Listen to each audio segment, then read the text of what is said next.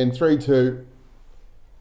Kia ora, g'day, welcome to the, what is it called? Cricketers Network, that's what it is. And my name's Ben Hurley, I'm the host. And Kyle Mills is here, which is great. But it is a nice welcome back. He's been gallivanting across the globe. It's James Neesham. Jimmy, welcome back to New Zealand. Thank you. Good to be back. It is a lot colder here than Sri Lanka. A lot colder, yeah. And I'm very unlikely to wind up in hospital here. So that's another plus as well. What? That's right. We're lucky you were actually here. Yeah, we got through. It was minor. Are you going to tell the story? Oh, there's not really much to tell, is there? Got a bout of gastro, and I actually probably didn't need to go to hospital, but they wanted to give me an IV, and you can't do that. Anti-doping rules. You can't do that in a hotel. You have to go to hospital to get an IV. So well, that's what's important. It's not necessarily whether you lived or not. It's whether you were within the rules of the ICC. Yeah, of course. But it was good. I was rolling down the corridor of the hotel and off the side of the gurney, across the wall, as I was going towards the lift. Yeah, there was Well, you painted it. Yeah. Oh, excellent. I can't imagine the manager of the hotel was all that happy about that. But by the time I got back, 24 hours later, it was clean. So. Did you find the source? Not really. I mean, it's just every now and then you get gone over there. One of the other guys went down sort of a week later, something similar. He was in hospital as well. So okay, just unlucky. Just unfortunate. Yeah. But Lance Armstrong did lots of IVs outside of hospital. You wonder how are your shoulders so big, by the way? Yeah. My VO2 max is really looking good. Yeah. But. So this has become a bit of a theme because we had Nathan McCullum here last week, who had a number of near-death experiences with gastro in his career. Yeah, but he also is a bit precious about his peanut allergy. Yes, peanut allergy, by the way. Well, remember I was the guinea pig when we were on the same team. So he is like anaphylactic, peanut allergic. But you're a little bit. I'm like, we'll just throw up. So when we were on the subcontinent, he would wait behind me at lunch, make me eat everything, and then if I was fine, then he'd have lunch. Yeah. It's like the king's food tester. Exactly. Yeah. So start of my career, I wasn't quite good enough really for international cricket, but Nath was obviously telling Bass to keep picking me so that he knew he'd live. I mean, that's great, isn't it? And he protected his brother by bringing you on as a sacrificial lamb. And he's still alive, so obviously it worked. Is that why you're the little lamb nation? You're the sacrificial lamb? Yeah, the sacrificial little lamb. Was it? Some say it looks like an alpaca. Yes, that was your OCC nickname. It got longer and longer and longer. So tell us about the Lanka League, it's called, isn't it? Yeah. Lanka Premier League. It was great. Sort of got a call. I was over in Cardiff playing for Glamorgan in the T20 Blast. And is that finished? No, it was about halfway through. It's quite a long comp there. It was about 2 months. Right. Oh, wow. Got a call sort of halfway through that to go over there as a pre-signing. So it was actually really good. My first experience in that competition. Been to Sri Lanka obviously with the Black Caps a couple of times. Yeah. But it was great. Yeah, some nice hotels, beautiful, beaches and decent food apart from that one incident. Oh yeah. Did you go quite conservative with the food after that bout of gastro? Were you sort of more sticking to the toast? I'm pretty conservative just as a rule, generally. Yeah. I think I only had sort of chicken wings and something else the night before. So it was the night of the World Cup final, Football World Cup. So it was... You forget that. Well, it was like a perfect example of mother cricket where we played a game, I got runs chasing, we won, came off the field, Ryan Fox had won the Open, back to the hotel, watched the World Cup final, had a few beers, and I was just like, this is like the greatest day of all time. And then woke up 4 o'clock in the morning. That doesn't feel great. And then I went from the greatest day of all time to the worst day of all time, back to back. But back into the runs. Back into the runs, consecutive days of runs. Very good, Millsy. Now, Castle Rockers update. You're heading off this Saturday. Yeah, this Saturday afternoon or evening into it. Very rushed, but we're getting there. Yes. Now, did you know that our colleague here is playing in the same competition for a rival team? Which team? Glasgow Cosmics. Oh, the arch enemy. Yeah. I think we got your first game actually. Do we? I should know that. Because Mitch Santner is your teamer. Yes. Yeah. No, Mitch Santner is the team. Bat 5, captain, whole Warriors. Doing everything. Yeah. He is Dan Vittori, the new version. Yeah. So, that's exciting. Well, we'll be talking over there, I guess. Yeah. Or maybe not. Well, or just When do you head off? Are you guys? Sounds like the same flight. yeah. You're on the same flight. So- What state are you going to arrive in, both of you? Then? Well, I just asked, 'cause I don't fly as much these days, but Yeah. they still have the bar at the back of the plane. And, well, we're flying during the first Test Springboks versus All Blacks, so we're kind of hoping that's going to be... Well, I was amazed. Yeah, I've done a bit of international travel this year myself, and it's amazing how much live sport there is available on the plane. Yeah. Yeah. So you never know. I don't know that Emirates Yeah. carries a lot of rugby union. I'm not sure. I don't think they carry a lot, but I think if they did carry one, it's surely that one. Surely, yeah. Nish will just tell them and it will happen. Okay. Is that how it works? Yeah. Yeah, it's got that many airpoints with them. Yeah, you might. Yeah, is there something beyond, like, is there, beyond black or whatever the frequent flyer is? I suppose you fly on different airlines, don't you? I don't know. I assume, I don't know. What's the I'm going to highest? sound platinum is the highest. Yeah, I got it in New Zealand. Don't set me up for It's a that. secret land. How about... No, Don't set me up, go, oh, is there one higher than gold? And then, because I know there is, then I look like a dick. no. Because I'm platinum, but I know there's one higher than that. are ya? Yeah. So I think there's black. Ahead of that. Is this with Star Alliance? Star Alliance, yeah, yes. Okay. Yeah, I heard there's an extra one. There's an extra one, but there's a little thing that teases me on my app that says you're literally thousands of points away from getting black. I'm not ever going to get to black. Yeah. There is a special Air New Zealand lounge for VVIP. Yes, I've heard that. Yeah. So, The secret room. The secret room, yeah. Anyway, the Cricketers Network bringing you all the important cricket news. Yeah. Cricket news around the world. Unfortunately, this is not an ad. But Air New Zealand, get in touch if you do want to. Okay, yeah, let's talk some cricket. And there's been one of the greatest results in Test cricket. So did I say greatest? I mean shocking results in Test cricket. In that Bangladesh has beaten Australia at home. I mean, I put that in quotation marks because it was Darwin. It was kind of foreign to both of them, but it was a comprehensive victory by 9 wickets. Millsy. Yeah, Darwin is in Australia, so I would say it is at home. It is in Australia, but it's basically Southeast Asia. It's so far north. Well, the week before the Test, Bangladesh played an Australia 11 and we bowled out for 54.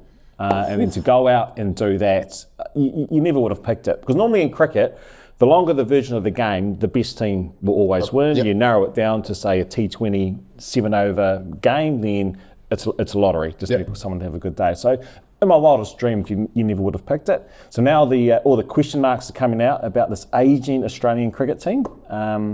They've been through this before around, if you kind of think of the McGrath, Hayden, Gilchrist, Yes. Warne, that kind of era. They all retired within 18 months and then they went through a really low patch of the Australian cricket team. So I sense that is about to happen. Hopefully it happens when the Kiwi boys are over in Australia in a few months' time. That's right. Now, is this the thing though? As we know, being a fan of any sport, it's the hope that kills you. So this is the great hope, is that we're going to go over there. We've got 4 tests. You know, that's a proper series in Australia. But is a wounded Australia a dangerous Australia? I think you'd rather them wounded, wouldn't you? Yeah. I think the last couple of times we went over there. Well, we they got were- wounded. So when we last played the Boxing Day test, it started so well, but then we just lost player after player after player, right? Yeah. And the tour before that, we went, Tim got injured in the first test at Brisbane. Yeah. I went home as well after Yeah. that game. And then I think Mitch Santner might have debuted the back end of that series. Again, I think Bolty was battling injury. Yeah, so the last couple of tours we've had over there, we've not hit the ground running. I've heard whispers from New Zealand cricket that we're really trying to look after our fast bowlers leading up to this tour. So, I know guys get a lot of stick for going around the world and playing T20 leagues and all that kind of thing, but I think they're keeping a pretty tight leash on the big boys. So hopefully they hit the ground running at the start of the season and really get some good prep leading into that series. Well, it's been quite well managed, I think, because we've kind of got a bit of a menagerie to pick from in terms of fast bowlers, right? Because we've bought players in, which, Australia just hasn't really done. They brought a couple in, but I think, for example, Michael Neesham, he's injured now. And so they've had to use the original cartel. They've got Scott Boland as well, and they left him out for this game, even though he's got an average of about 19 in Test cricket. And but he's also 38. So he's, I think, older than all of them. Well, before that last test, they had, I think it was 20 test matches in 11 months ahead of them with a very ageing team. So if they were going to make changes and trial players, so to speak, you think it would be in this Bangladesh series, and they've chosen not to do that. Like, I think of Nathan Lyon. I think his time, amazing bowler. Like, there's no doubting that, but can he get through? Just getting back to your point about the New Zealand team, like, just recently, amazing result by them in the UK to beat England. But we were falling like flies as well a little bit in that last test match and the test match before. So it's going to be vitally important for our boys to stay fit and healthy.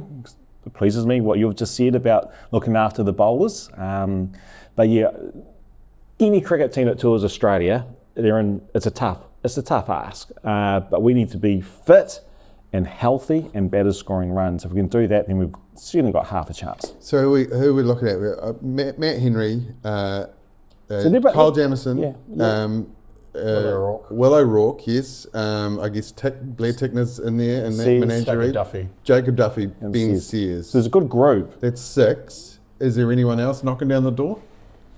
Ooh, niche. I think. Nathan Smith? Sorry? No, Nathan Smith. I was going to say, I think those are the main... Who's those folks? The main bowlers. I think going to, those 5, or however many you mentioned, I think Nathan Smith and folks being shorter and not as quick. Yes. I feel like they're the type of bowler that does well in England in their conditions, but I think in Australia, I think it's... I mean, you look at their fast bowlers, Stark, Cummins, Hazelwood, Johnson...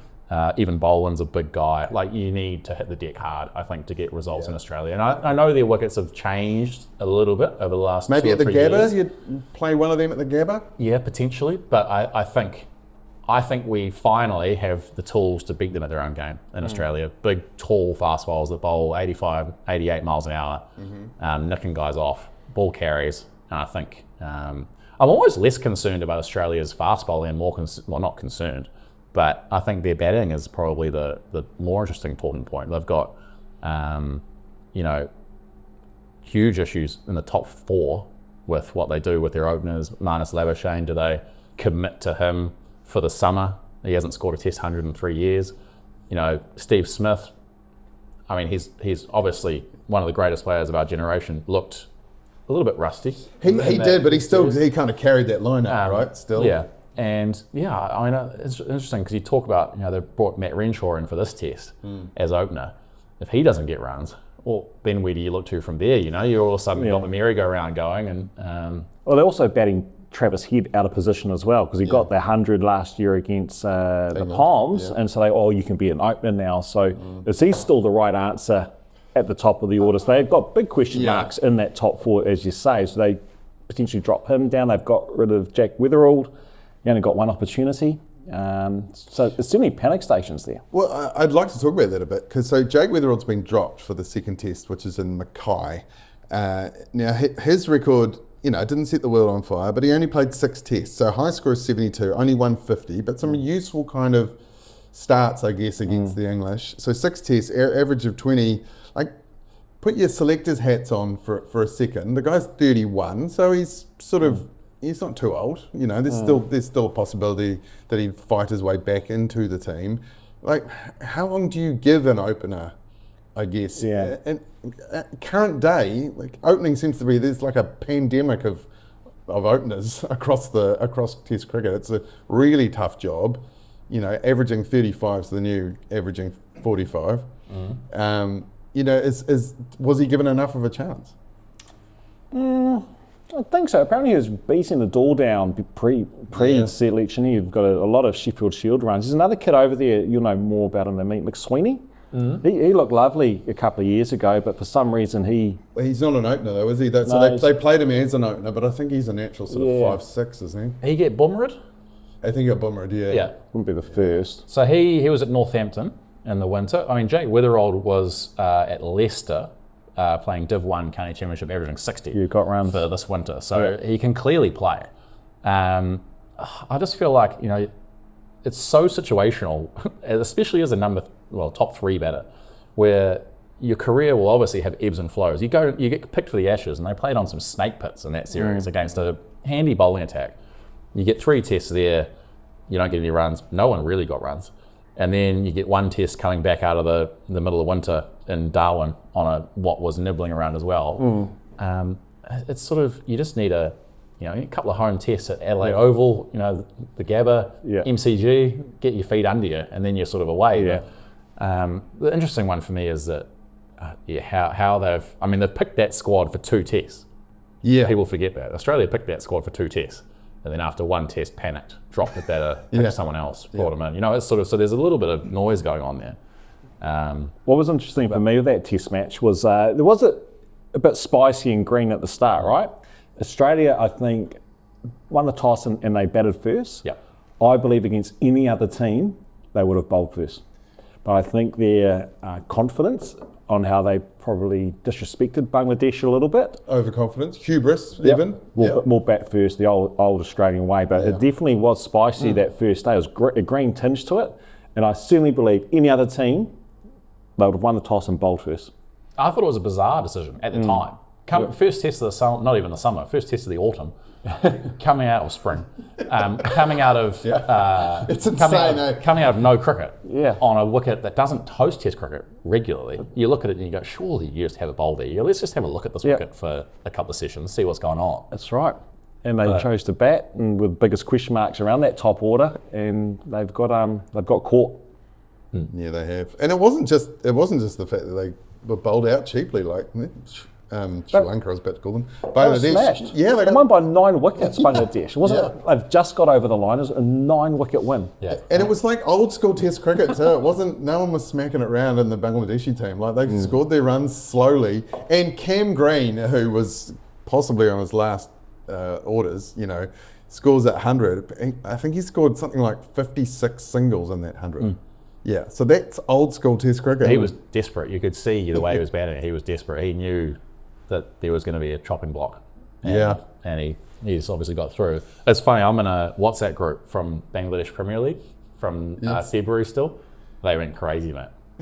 Absolutely crazy. I woke up the next morning to like 80. I was like, what the hell's going on? I opened it and it was just celebrations and congratulations this and photos of them holding the I was so happy for them. They're going to be treated like kings when they return, right? Yeah.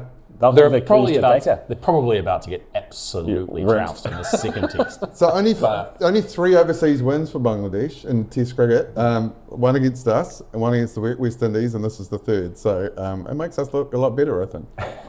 That's always nice. Yeah, so they won. They went back into the sheds, and the Prime Minister of Bangladesh called them. Yeah. So you guys have achieved some pretty good things in your sporting career. Did the Prime Minister ever call? He was in the Sheds of Wellington one. Oh no, there was a test match. We beat someone at the Basin once, and John Key came in and had a couple of beers with the lads. Yeah. Oh, yeah, but he's just down the road, isn't he? He probably just wanted an excuse to knock off early. So Aussie go to South Africa after that test, and be interesting to see if Marnus particularly, I guess, is on that plane. But it led me to a question: Why do we never play in South Africa? New Zealand never seemed to tour South Africa. In my memory, like the last test tour of South Africa, we got bowled out for 36, but I don't think, or 45 or whatever it was, but I think we had one since then. I can't answer that. 2 since then. Do you reckon 2 test series since then? I reckon we went in 2015, 16-ish. Okay. And I think we went either just before, or maybe just after COVID, I think. They came here and they had to send a third 11. That was in about 2023. Yeah. That was around their T20 competition. That's right, yeah. Yeah. I know, because I was over in South Africa playing in their 20th, right. The Black Cats boys messaged me and said, do you know any of these guys? And I was like, I'm playing in their competition and I've never heard of any of these guys. Well, yeah, well, they're South African players that couldn't make their own domestic competition, I guess. Yeah. They're a good side though. They're the World Test champions, so it's going to be no easy task for Australia over there. Well, I guess they'll know what kind of wickets to prepare, right? To beat Australia at home. They're going to be. Well, I thought that Darwin wicket was amazing. Look, good wicket. Yeah. So is this the first tour Australia to South Africa since Sandpaper Gate? Yes. Okay. That's So interesting. they don't go there either. When was that? That was pre-COVID. That was a wee while ago. It was just pre-COVID, I think, 2019. Yeah. So I think it's just a scheduling clash, isn't it? All three countries want their home summer, don't they? Yeah, So, summers at the same time. That's true. whereas England kind of have the run of it in the Northern Hemisphere a little bit. They can kind of just get whoever they want. That's right over, because even the other Northern Hemisphere teams like India and Pakistan and Sri Lanka, they can kind of play year round. All year round. That's true. Well, apparently Australia can too, because the weather in Darwin was pretty fantastic in August. Yeah. It just seems weird. Southern Hemisphere Test cricket in August. So New Zealand, Australia go to South Africa, then they come back and they play us in 4 tests at home. And, you know, hopes are high. But do you think, it's having seen what we've seen in Darwin, the Aussie groundskeepers are just going to absolutely, you know, produce the most classic Australian hard, fast, bouncy wickets to beat us? And they're not going to have see a touch of green on them? I actually think that one of the unintended side effects of so much cricket now being moved onto the main ovals means that groundsmen can't produce roads anymore. Right. They don't have enough time. Like we're seeing it in the 100 in England. All the wickets are, you know, spicy for, you know, getting nipping around on T20s. And I think that just the amount of foot traffic now that goes across main ovals, groundsmen have lost the number of hours they need to get into wickets to produce really, really belting batting wickets. And I think that we've seen in domestic cricket in Australia the last couple of years, they're spicy. No one in domestic cricket in Australia is averaging over 40 with the bat. Yeah. And in England, the same thing's happening. And I think groundsmen try to produce good wickets, but they just don't have enough time. It's funny you should say that, not averaging over 40. I think it's Ricky Ponting whose father said to him, is it? They said, if you don't average over 40, my father said he'd get me a tennis racket. Yeah. Yeah, I haven't heard that before. That's interesting. Yeah, that's a really interesting take. I just wonder, I kind of feel like we're entering this era in Test cricket where, if we think close to home, guys who have recently retired like Southey and Kane, they kind of came into the game of cricket with a diet of first class cricket behind them. Yeah. So Tom Latham's possibly the last one that kind of had that. You look at some of the players who we think are one of the best batters in the country. So Finn Allen, for example, really good player. But he's just started his career on a diet of white ball cricket. I doubt he's seen a Red Bull. Yeah, so I think it's going to be... He played 7 or 8 first class games, but I don't think he saw a Red Bull, no. No. Sorry, but... Only a teammate can say that, that's fine. But I think we're going to see that across the world a little bit. Maybe not so much in England because they still really value their county cricket system, but players coming through now and not having those years and years of first-class cricket behind them. So I think that's translating into Test cricket. Now you've got some pretty loose batsmanship across all the teams, to be honest. And I wonder if that's having an effect on the bloke averaging 45 plus anymore because it's just too aggressive. And you know, you get a spicy wicket. They're just not conditioned to doing it because they're conditioned to going hard at the ball all the time. We also get no prep time. No, you know, so they've just finished the 100 in England and they had one travel day to drive up to wherever this test is currently, and then they're out there. Yeah, out there. So you've just been playing a T20 for a month and a half. Yeah. And then bang, It's opening a a test C-ball hit ball in them. Yeah. It's a little bit different. But I do wonder though how that's going to translate into, like, as we just discussed, like averages and bits and pieces. Yeah. What would be a bigger result for New Zealand sport if New Zealand went to Australia and beat them in a 4-test series, or if the All Blacks beat South Africa in South Africa? It's a very tough question. Series? What would be a bigger result for New Zealand? What result would give New Zealanders more joy? Probably See, rugby is such a big sport It is. here. I think, I mean, if you're an equal fan of both sports, obviously if you're a more rugby fan, Yeah, you sure. care more about that. I think the fact that we've had so much hope going to Australia the last couple of series and had that crushed a couple of times, I think it'd be pretty sweet to get across the line. And also I think the time zones make a difference too. You're watching it through the day, whereas not many people are waking up at 3 o'clock in the morning to watch, you know, the All Blacks. I mean, some people are. Some people are, yeah. But yeah, it would be an incredible. I think this is a great chance we've got. Yeah, a Test series win in Australia is pretty significant. I would think. Because the last time we even beat Australia in a test was the Dudley Hobart. Bracehill. 2011. Yeah, Hobart, 2011, yeah. so- And then there was what, paddles And at the Gabba 86? 86 or 85, 86, whatever that season was. Yeah. No, 52. Well bowled. Pretty well bowled. Okay, so that opens up a larger question. Who gets the Halberg? Say the All Blacks win, the Black Caps win, and who gets the Halberg? One of those teams or Ryan Fox? Ryan Fox. Ryan Fox. You guys love your But golf, coach don't of the you? year, Marcus Wheelhouse of Ryan Fox, Yes. Dave Rennie or Rob Walter, Rob Walter. or Zoe Hobbs. It's coach. I assume she's got one. I imagine she does. What does a sprint coach do? Just Go faster. You can Just go go faster. Let's go again. yeah. Just go faster this time. You know your legs. Do you move them backwards and forwards faster? I remember having a meeting once with a bowling coach, and they brought my pitch map out from like the series, and they'd highlighted like a really, really good ball on like a good length, and they said, "Here's the numbers. Yeah. You only go at 2.5 and over when you bowl Right there. that perfect ball. So we just need to stop bowling these hard bowlers." And then and I was like, "I don't know." Who thought of that? Yeah.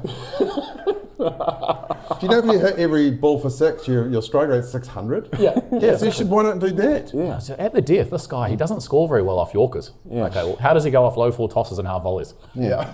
See how Kane's accessing the offside? Can you just do that a little bit more? Oh, okay. Yeah. just Against do that. Dale Steyn and okay, yeah, sure. Yeah.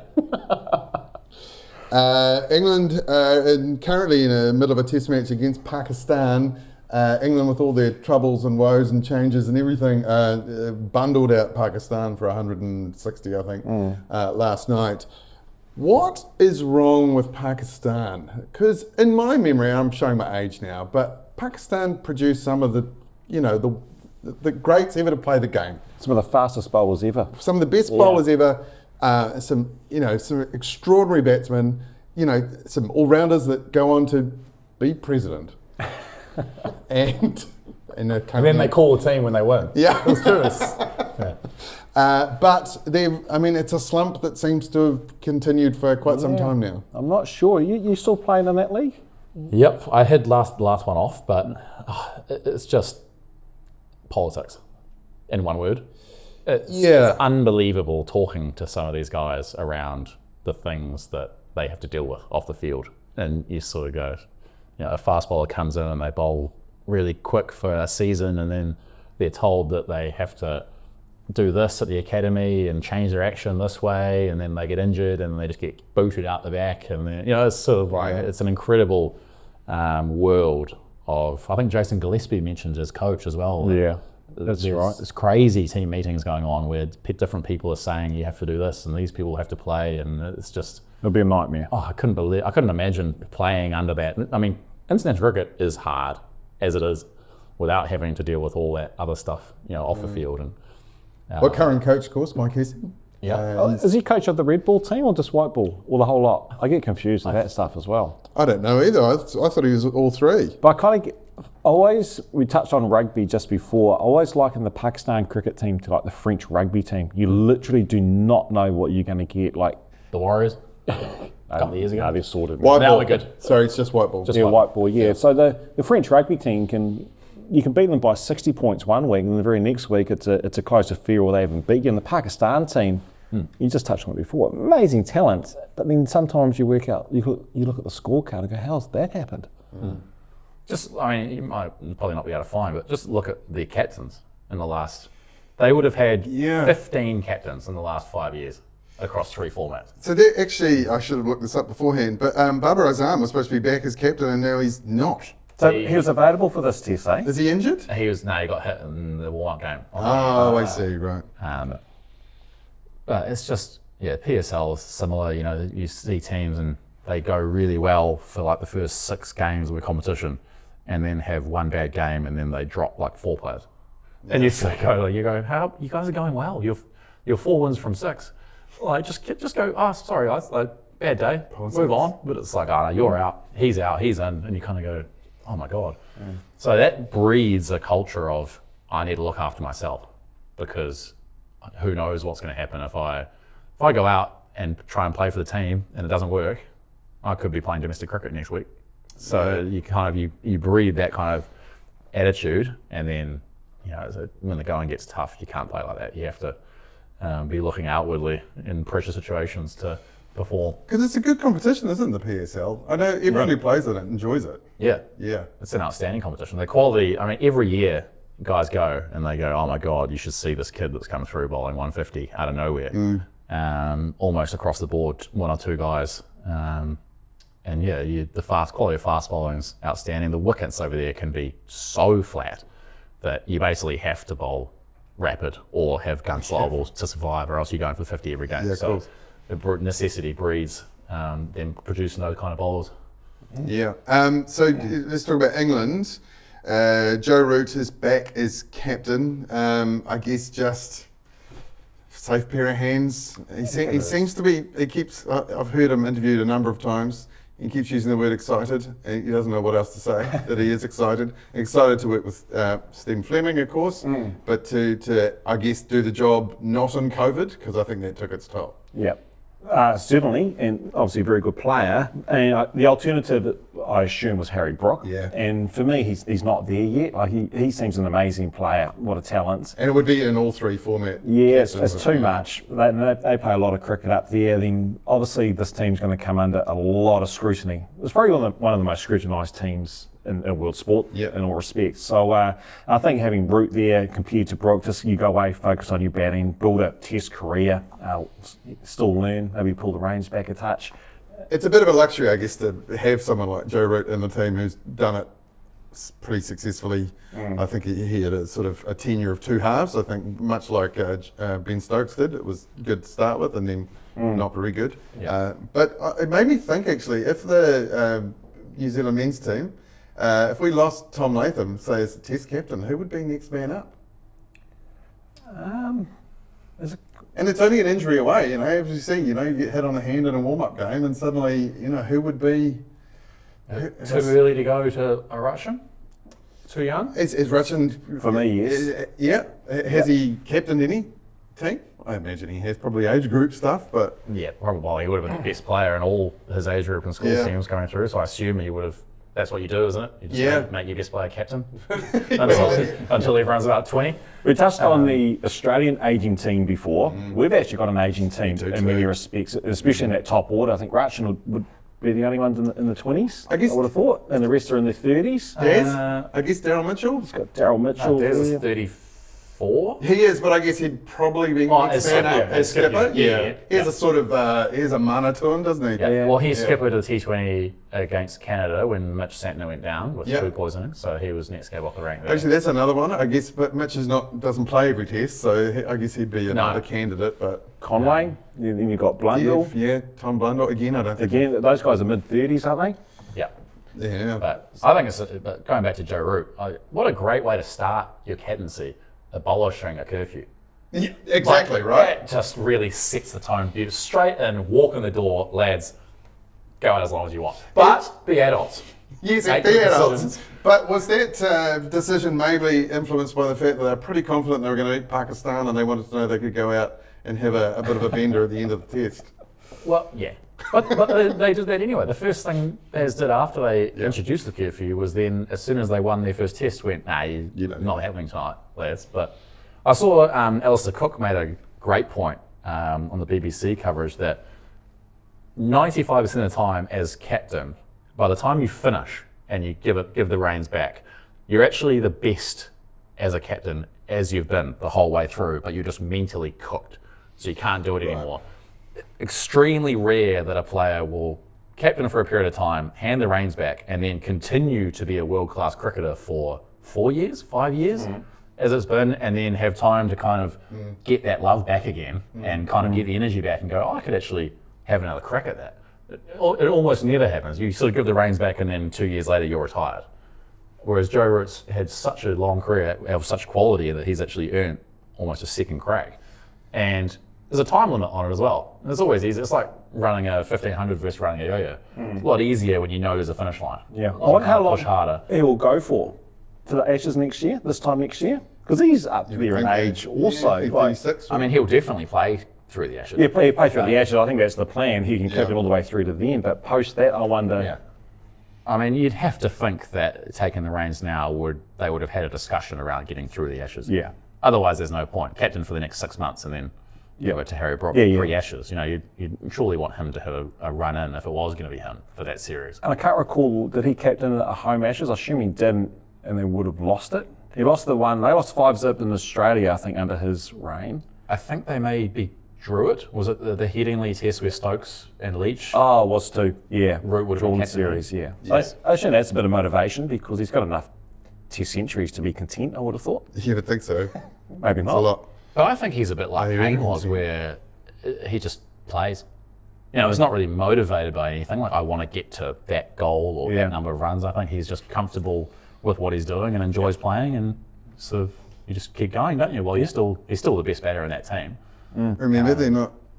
It's really annoying actually. I saw him quoted as saying they're not his runs.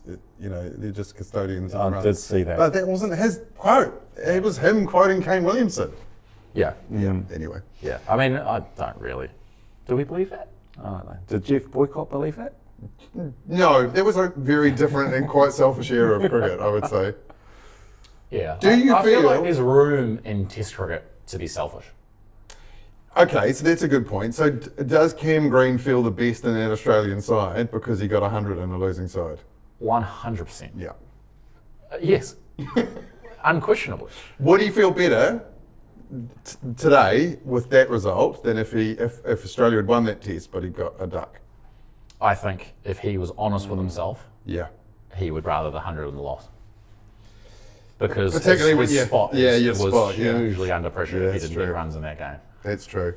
Okay, so let's say you're not, you're not under selection pressure. Is it still better to have the 100 and the loss? No. But this is where leadership gets down to the nuts and bolts, isn't it?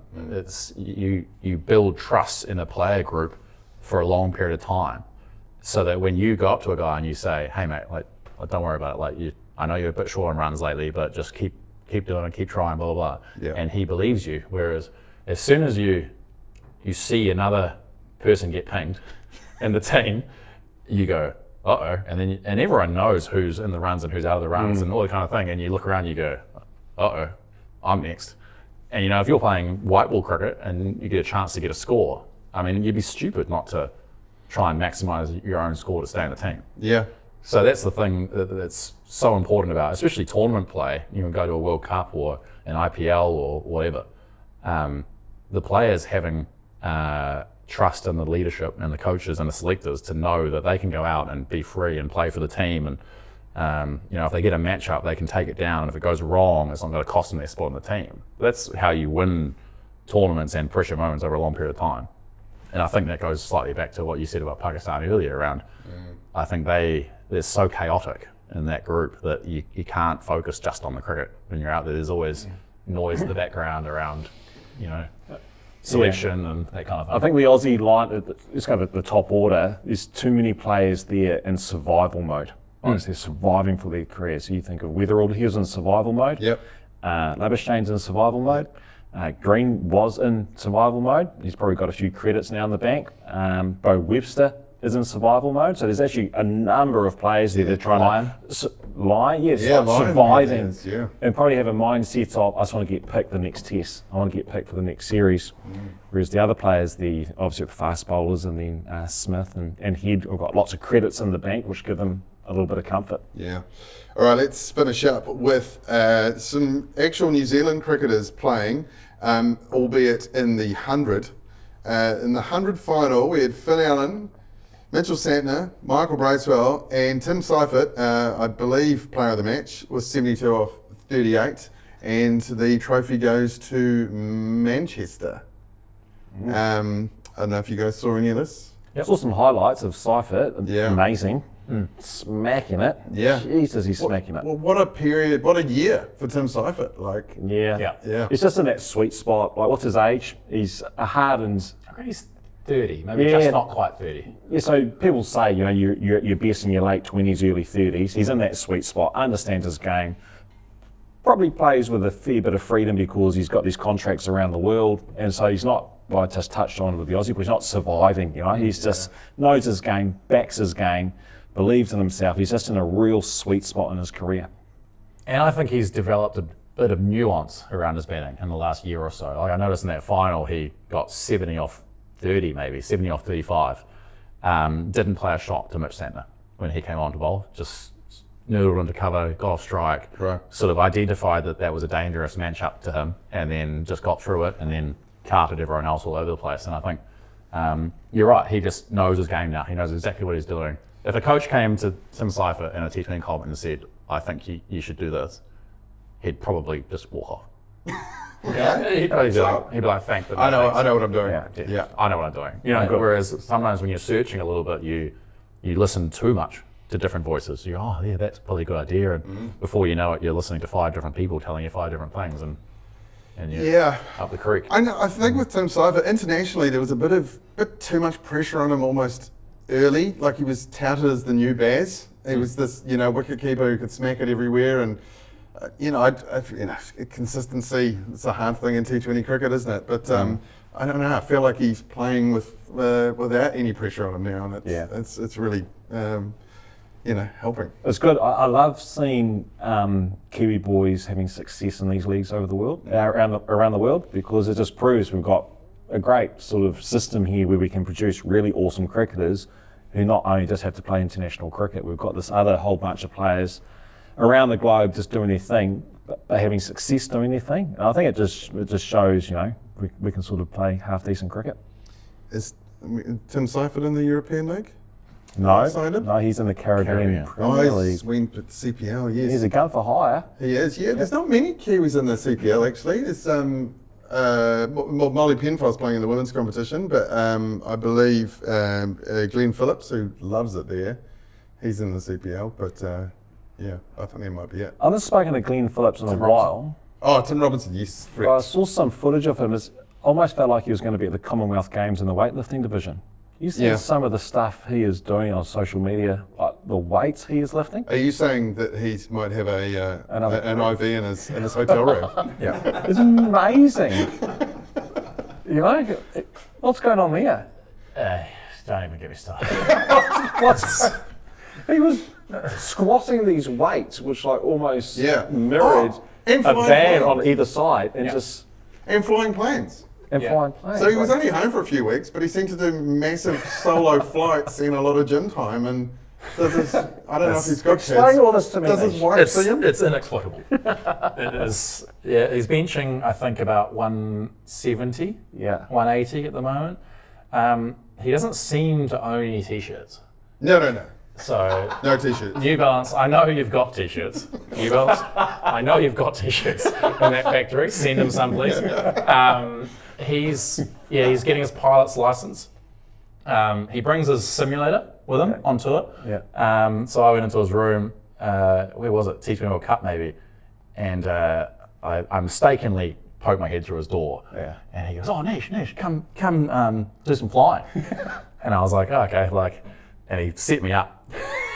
He set me up like 5 Ks out from the airport. So I'm just sitting there for like 3 minutes. I was like, I kind of wanted to just be like, get me to the business here. And I got bored and I started doing barrel rolls. He's like, no, you gotta keep it level. I was like, I've lost interest. Well, let's hope you don't have to fly the Emirates plane that you're both on Saturday. Gentlemen, enjoy your time in Europe. What a great fun. How long are you for the whole competition, which is 6 weeks? 4? No. 4. Yeah, even less than that, I think, about 3. 3? Yeah, Oh, okay. yes. Are you there for the whole time? Most of it. Yeah, nice. Well, best of luck. We're going to take a couple of weeks break on the Cricketers Network here because there's nothing important happening in the world of cricket. Apart from the European League. Nice. Yeah. Now, we'll talk all about it when they get back. Thanks very much for listening, watching, and we'll see you later.